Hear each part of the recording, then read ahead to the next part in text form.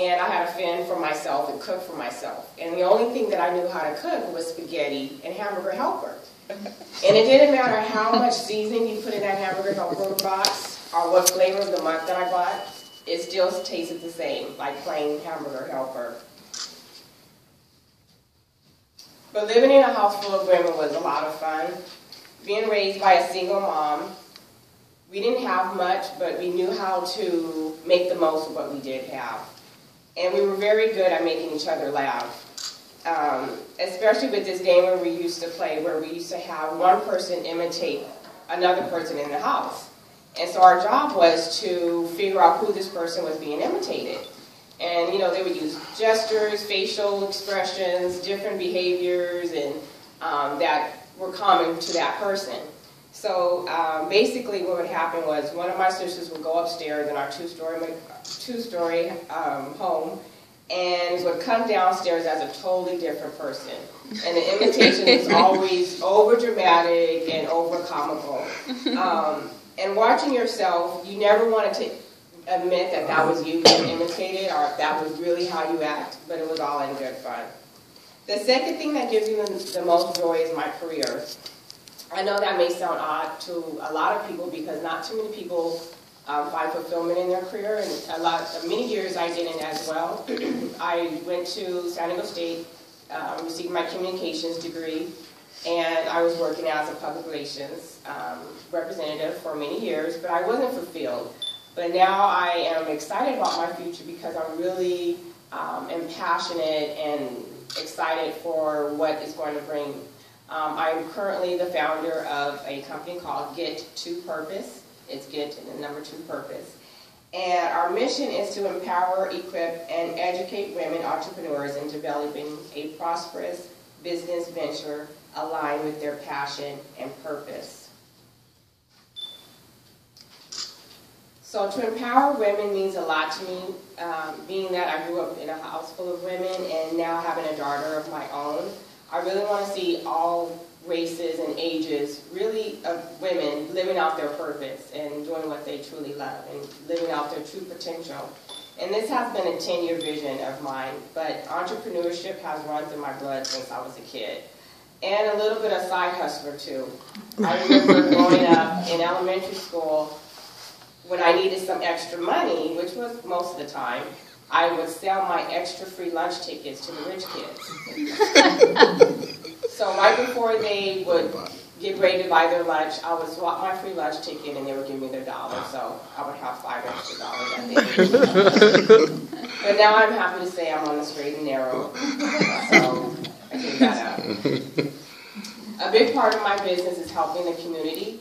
I love connecting with different people, and I serve as a community outreach director at my church, and I set up community activities. We feed the homeless and provide clothing for the homeless and food, and we also work with shelters to provide Bible study at their facility. And my vision is to help these women that are living in transitional homes to really discover that they have a purpose and that they're not forgotten and that they are valuable. So through my company, we provide educational workshops, we do mentorship, and we provide support. So as you can see, that is why my family, my career, and my community brings me so much joy. I have a favorite class, though.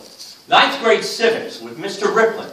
That's his name, believe it or not. And my hand's up all the time in that class. Madam Toastmaster, fellow citizens, and visitors, have you ever been profiled, prejudged, based only on your appearance? I have. It happened in November in Oklahoma at the Tulsa International Airport, where the only thing international is their house of pancakes. The security queue is plastered with official signs, one of which says, if you see something, say something. I see a lot of things. Most of the time, I say nothing. But today, I have a frazzled new mom in front of me. It is her first time flying. At the conveyor, I prompt her to take her coat off. I bend over to unpack my laptop. By the time I stand up, she's put her baby in the bin.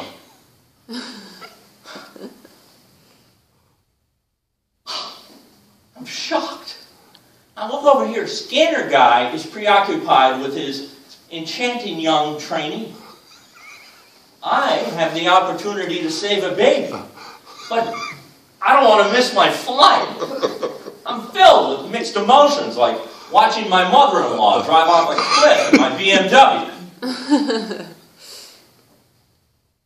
I solved the conflict by shouting, "Baby on board!" Conveyor shuts down. I save the baby. I'm a hero. Step right over here. But the sign says, if you see something, say something. Over here. Criminal pat down for me. Fine-tooth comb for my bag. He pulls out my leather orange Nike high tops. They're beautiful. He holds them up. He's like, "Aren't you a little old to be wearing these, dude? Aren't you a little young to have abandoned your dreams?" My snark makes him snap. "You look like a troublemaker." Look like? I thought he pulled me aside for shouting in the screening area. Turns out, I've been profiled. I know what you're thinking. Blonde hair, blue eyes, not guilty skin pigmentation. What's the problem? It's my hoodie, my black hoodie. The one that says, "I heart the First Amendment," that I bought in a gift shop at the Supreme Court. Yet here I stand, pulled out of line, even though I'm not out of line. It used to be legal in this country to segregate citizens based only on their appearance. In 1896, a divided Supreme Court upheld separate but equal. Under separate but equal, children with my skin color went to school here. All other children went to school over here. How are you going to build a country on that foundation? That frazzled mom was one child, one bin, by accident. Separate but equal binned millions of children by design.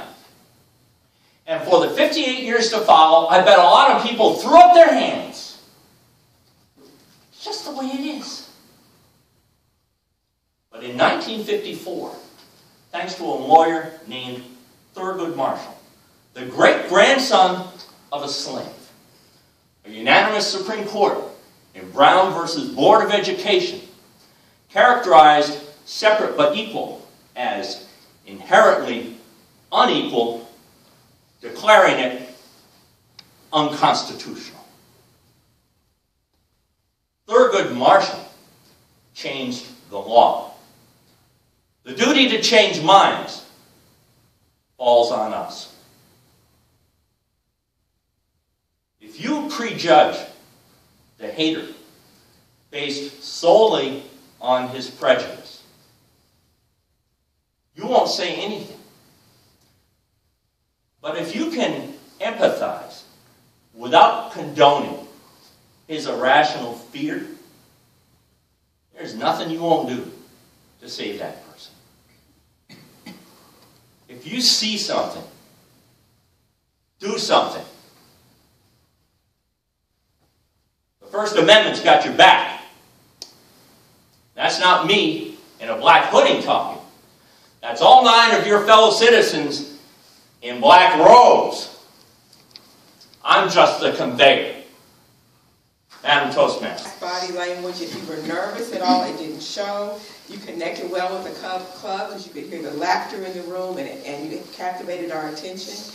Your 3-point message or 3-point speech, you could tell you had practiced it. Your points of being intimate with others in the house, that is exactly what Toastmasters is about. Learning to become intimate with people in the room.